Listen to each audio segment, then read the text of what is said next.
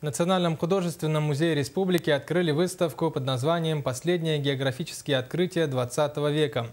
Представлены исторические фотографии экспедиции советского геолога, лауреата Сталинской премии Сергея Обручева. Сюжет с Аргланы Захаровой.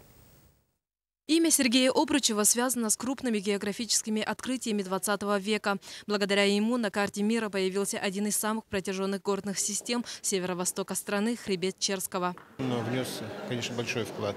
Ну и, по сути дела, стер, как говорится, последнее белое пятно вот на территории северо-востока Сибири, ну и, получается, территории Якутии. В фотовыставке собраны уникальные кадры будней участников экспедиции в Якутии в первой половине 20-го столетия. Фотоаппарат был неизменным спутником Сергея Обручева. Некоторые фотографии были сняты при 60-градусных морозах, что для того времени было уникальным явлением.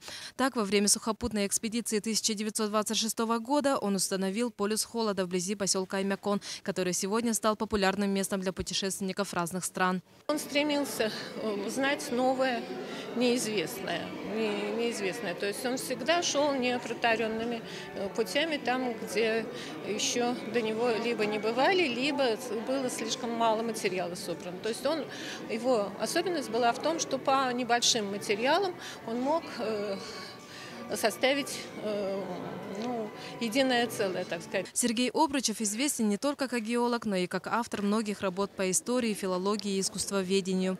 Также ему принадлежат научно-популярные публикации, посвященные северу России, в частности, Якутии. Арглана Захарова, Василий Слепцов, НВК Саха, Якутск.